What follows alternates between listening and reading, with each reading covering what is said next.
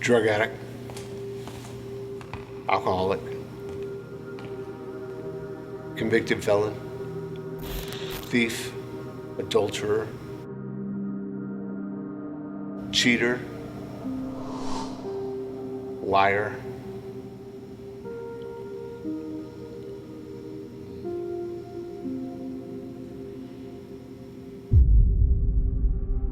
so I was born and raised in Houston.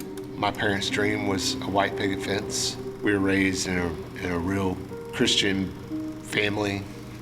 Mom worked for a church. Dad was a deacon at a church. At 14, we found out that my dad was gay. In the 80s, you didn't come out. You just didn't come out. It was very hard. It was very brutal. We were shunned as a family. One of the hardest things that I had to deal with in life was hearing that he had AIDS and knowing what it was. And we knew it was a death sentence. And I didn't know what to do with all this information. All hell broke loose. And from that point forward is almost like a blur. I was 18 years old and we had just gotten a bunch of cocaine and my drug of choice. I remember ODing the first time and waking up in a bathtub full of cold water, and my friend at the time beating me with his hands on my chest. Me finally waking up, and I don't think I talked normal for 2 or 3 days. Like I just couldn't speak. I called my dad and I said, I need help. The man that had been shunned by so many was the man that picked me up and took me to rehab for the first time.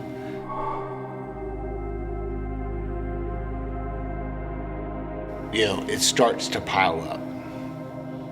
And things don't end up getting better, they end up getting worse. That's when life just totally turned upside down. I was starting to see the signs of my alcoholism as I did the drug addiction with the cocaine, the physical addiction, the having to have it, the shakes, the DTs. When I saw it, I knew it, and it was instant. And I reached out to my mom for help, and she reached out to someone that she knew. I was given his number, and I called, and within 30 minutes, he was at my front doorstep at my house. That person was a member of this church, and that was the start of a new life for me.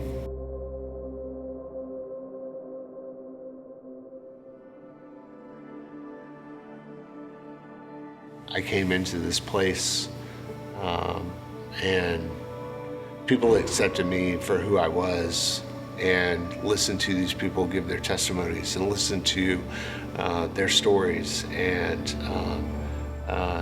listen to people use this word called grace and not fully comprehending it, and being able to ask questions, and just being able to come here and be who I was and be real. I think that was the starting point of everything. These people were the image of Christ for me, because I saw something in them that I wanted. At that point, it was almost like a light switch went off. This God that was completely untouchable, and my parents' church or my parents' religion was completely thrown out the window, because here was this idea of being able to actually have a conversation with God. He wasn't this untouchable thing up in the sky. He was my friend. He was my companion. He was my cheerleader. He was everything that I absolutely needed. And to be able to have that at that point was just a huge turning point for me. because it just wasn't clicking, and it finally clicked. For God to be able to take that moment and really be the catalyst in transforming this broken shell of a person.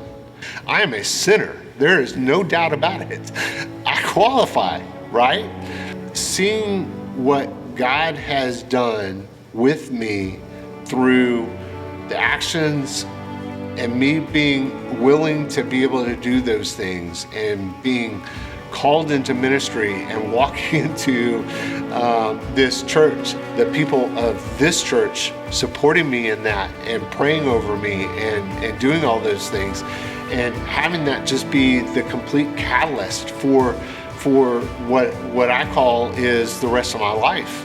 There is nothing more satisfying than knowing you are perfectly okay with doing God's work in crazy and phenomenal ways.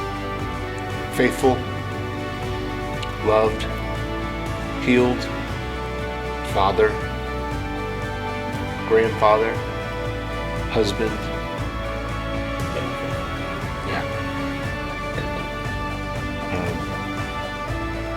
Friend. And I work for a church.